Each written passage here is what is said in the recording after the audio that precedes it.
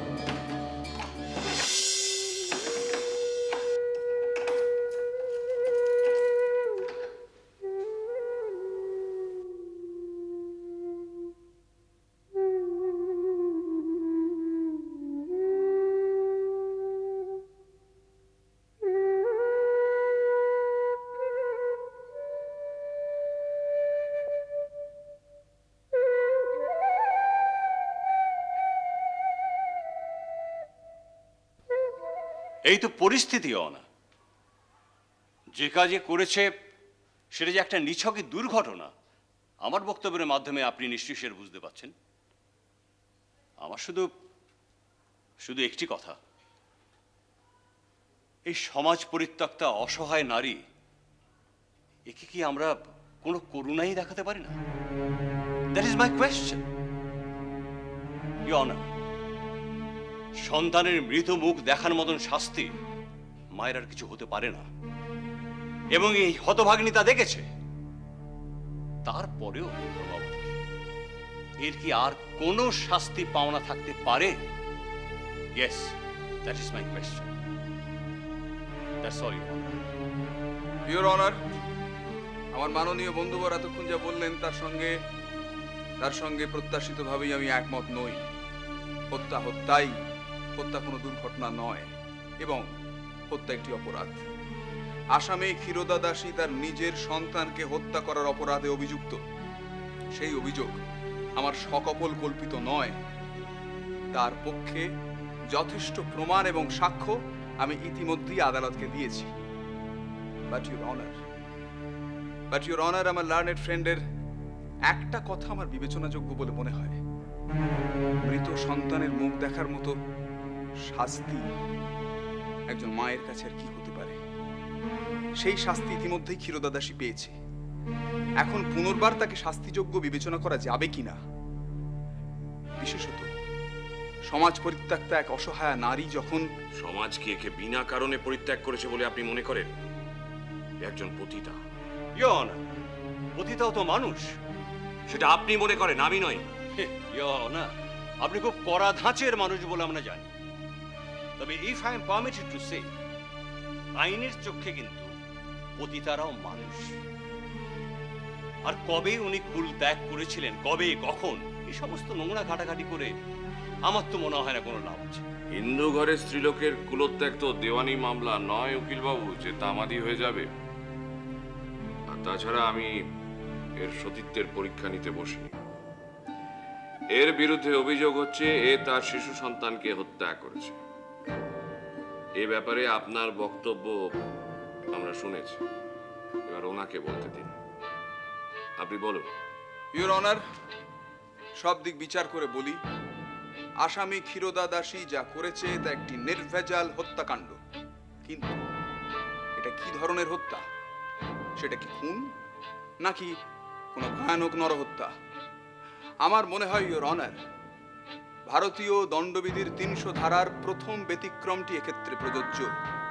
আসামি পূর্ব থেকেই উত্তেজিত ছিল, ফলে সে যা করেছে তা ওই প্রথম ব্যতিক্রম অনুযায়ী করেছে বলে আমার দৃঢ় বিশ্বাস ইওর অনার। আপনি তো দেখছি আসামি পক্ষের উকিলের মতো কথা বলছেন। মহামান্য ইংল্যান্ডেশ্বরী আপনার ভূমিকাটি নির্দিষ্ট করে দিয়েছেন, সেটা ভুলে যাবেন না। একজন খুনির হয়ে সওয়াল করতে আপনার লজ্জা করে না? I strongly object your honour. আপনার রায় ঘোষণা করার আগে অভিযুক্তা খুনি বলে প্রমাণিত নয়। বেশ, কিন্তু পতিতা তো বটে। ইওর অনার, 15 বছর আগে ব্রিটিশ পার্লামেন্টে ইমোরাল ট্রাফিক অ্যাক্টের কোনো ধারা বা উপধারায় সাবালিকা গণিকাদের সম্বন্ধে কিন্তু একটি কথাও বলা নেই। বরং যারা এদের গণিকা বৃত্তি গ্রহণ করতে বাধ্য করেন তাদেরই শাস্তির যোগ্য মানুষ বলে আদালত বিচার করেন। ইওর অনার, আপনার বিচারের প্রতি আমাদের অসীম আস্থা, and I do sincerely believe যে এই অন্যায়কারী মানুষকে, যে মানুষটি একেই গণিকা বৃত্তি গ্রহণ করতে বাধ্য করেছে, তাকে শাস্তি দিয়ে আপনি সুবিচারের আরেকটা দৃষ্টান্ত স্থাপন করবেন।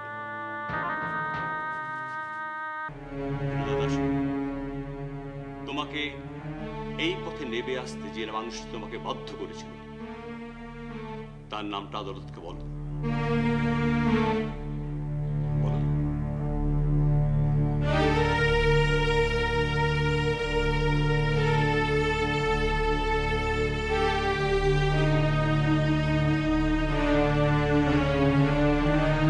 দেখছেন তো, আপনি যাকে বারে বারে হতভাগিনী নারী বলে অভিহিত করছেন তিনি একজন স্বনিযুক্ত গণিকা। ভারতীয় দণ্ডবিধির ৩০০ নম্বর ধারার যে ব্যতিক্রমটির কথা আপনি বললেন, সেই ব্যতিক্রমের ১ নম্বর ধারাটির কথা মনে রেখে আমি তা মানলাম। একটা কথা অবশ্য আপনি ঠিকই বলেছেন, ইমোরাল ট্রাফিক আইনে সাবালিকা পতিতাদের সম্বন্ধে একটা কথাও বলা নেই। অতএব আমায় অন্য পথ নিতে হচ্ছে।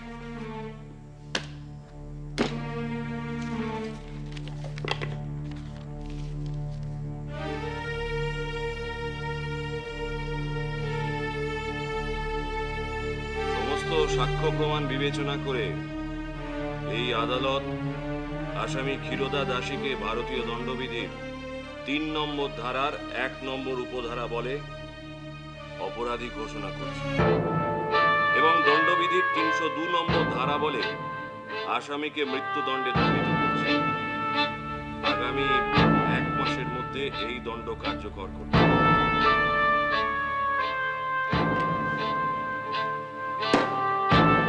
Court is adjourned. হুজুর, ভগবান আপনার মঙ্গল করবেন হুজুর। আপনি আমায় মুক্তি দিলেন।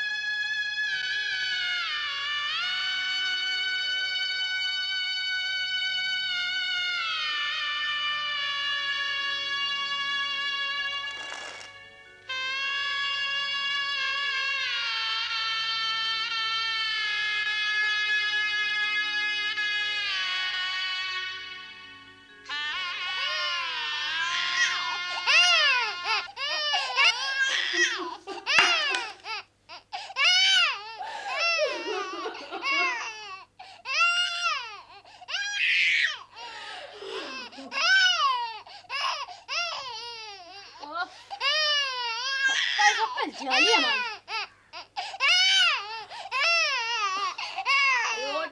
হয়েছে? উঠে উঠে টুসি কাঠিটা দে না।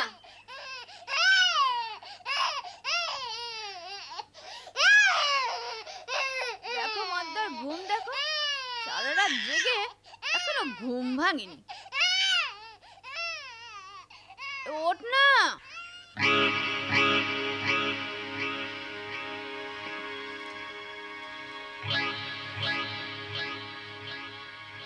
গেল কোথায় লোকটা?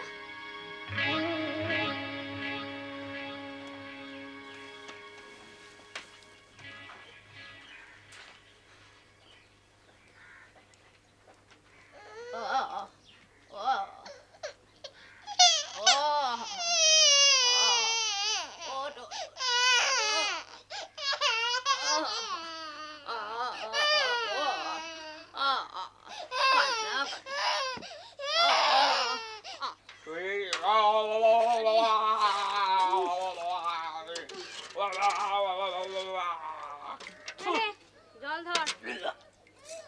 আরে মানদা, হ্যাঁ কালীবাবুকে দেখলি নাকি রে? মাঠের দিকে গেলে? আমি তো দেখিনি কিছু। আমি তো এই এনো জল তুলছি। এটা দূরে গিয়ে কর না বাবু। পচা দাঁড়িয়ে গন্ধে অন্নপ্রাশনে ভাত উঠে। কি আর করবে বলো দিদি? বাবুদের মতন তো সুধা পায় না। গরিবের তারই সই। কালীবাবুর মতো নাগরের কি পায় বলো?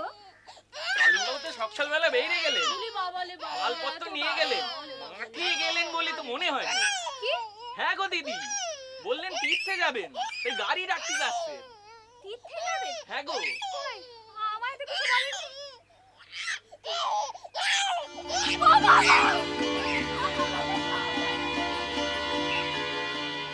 কি হলো বলদিনি?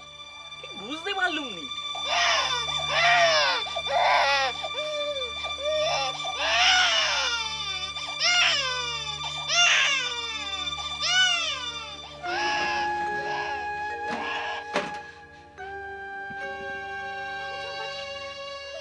আমার থালা!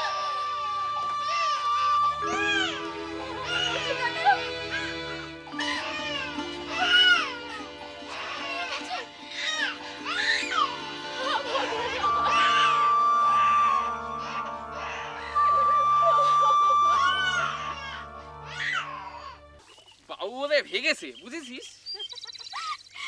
তার বলতে এই তরুঙ্গ বোধহয় সব সাফ করে দিয়ে গেছে। এই নিয়ে কবার হলো যায় না? তা নিয়ে তো আমার চোখের সামনে 3 বার হলো। দিদির কপালটাই খারাপ বুঝলি। এইসব ওই বড় লোকদের ওই বকাটে অল্পে এগুলোর মরণও হয় না রে। জিপটারে কুটতে হতে পারে। যা বলেছিস। আরে ওই জীবের দৌলাতে তো নৌশিপাটটা সকালবেলা বাবুর মশাইবে, আর ওই ফেলা ছেঁড়া লুচি ছেচকির পাতপাড়া সন্ধেবেলা বাবুর পেশাদে 2-4 গ্লাস ব্যান্ডি, নয়তো ওই মাজামের খানচারেক বরফি। তারপর রাত্রেবেলা ওই জিভ নাড়িয়ে নাড়িয়ে মাগের মন ভোলানো। তারপর আর কি বলবো, দেখলি তো চোখের সামনে চুরি করে একেবারে চৌপাট। যা রে মানদা, এবার গিয়ে দিদির একবার দেখ।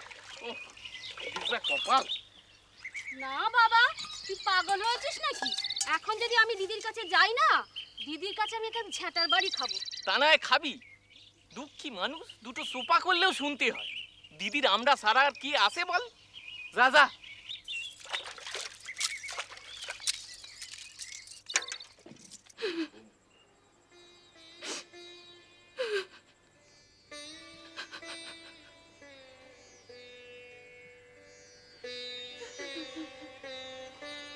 দিদি, তুই অমন করিস নে। দেখ, তুই যদি অমন করিস, ওটাকে কি দেখবে বলদিনি?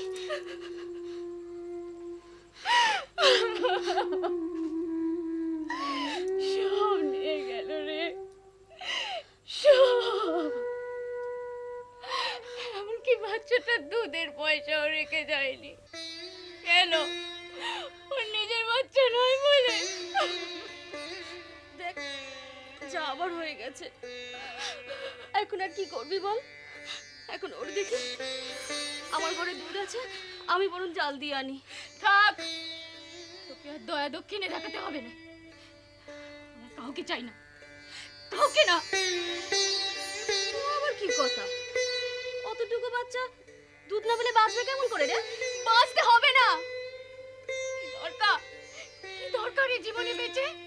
এটা কি জীবন? আর বাচ্চা সে বসে আছে জেল হাজতে, আমি আমি দৌড়ে দৌড়ে ভেন ভাঙছি তার জন্য।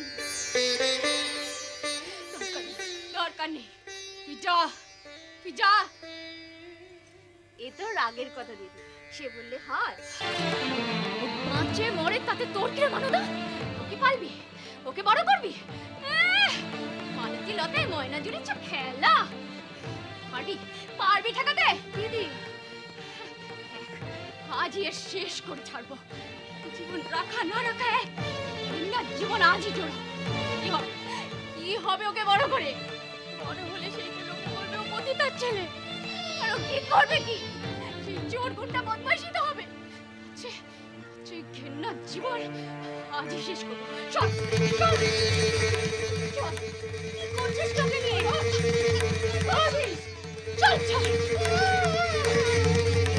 কোথায় যাচ্ছিস দিদি? দিদি দিদি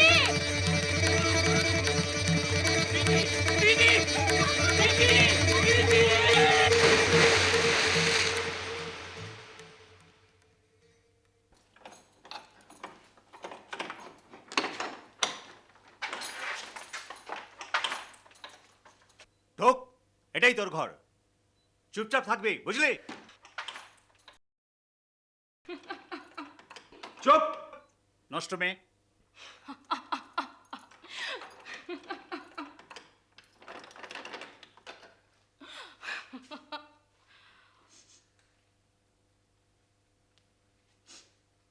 সরকারের হারেমে তুমি আমার সখা হলে বাচ্চা? ভালো, তা এসো গঙ্গা জল পাতাই। কি হলো গো তোমার? ফ্যাচ ফ্যাচ করে কান্না ছুড়েছো কেন? ও মা, চোখ মুখ তো একদম বসে গেছে। তা বয়সও তো কম হলো না বাচ্চা, জেল হাজতে যদি এতই ভয়, আসো কেন এই পথে? খোকা, আমার খোকা। কি হয়েছে তোমার খোকার? অসুখ বুঝি? রাক্ষসী, আমি রাক্ষসী, আমি খেয়েছি আমার খোকাকে।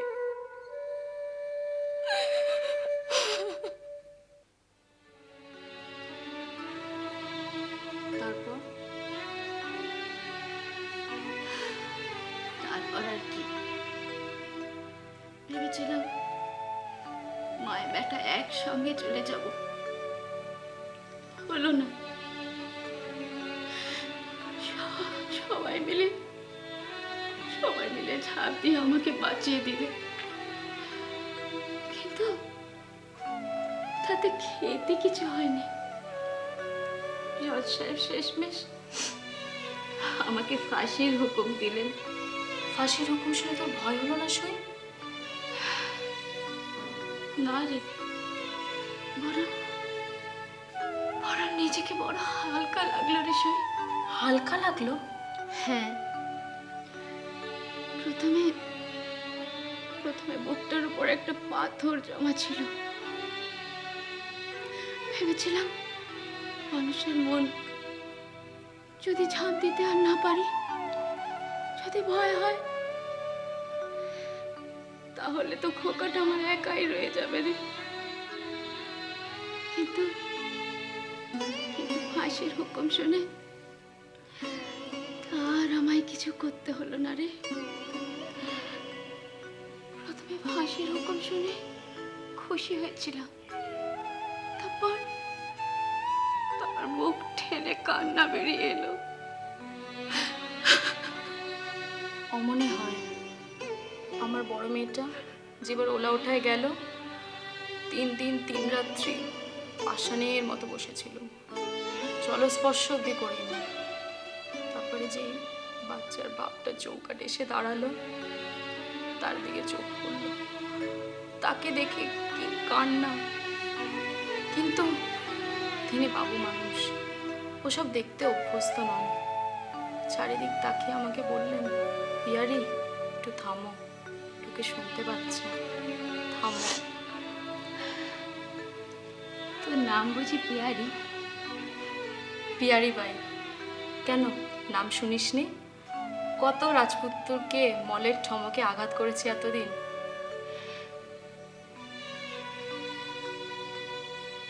কিন্তু নাম শুনে তো মনে হয় হিন্দুস্তানি, অথচ তোকে দেখলে একটু মনে লাগে না। মরণ হিন্দুস্তানি হলে তো বুঝবে, ও তো নেওয়ার নাম। আসল নাম শুনলে বাবু ভাইয়েরা নাক সিটকোয় তো। তাহলে তোমার আসল নাম কি? কালিদাসী। তুই আমায় কালী বলেই ডাকিস। বেশ, আমার নাম ক্ষীরোদা। হিরোদা, দিব্যি নাম তো। চল তাহলে আমরা দুজন গঙ্গা জল পাতাই।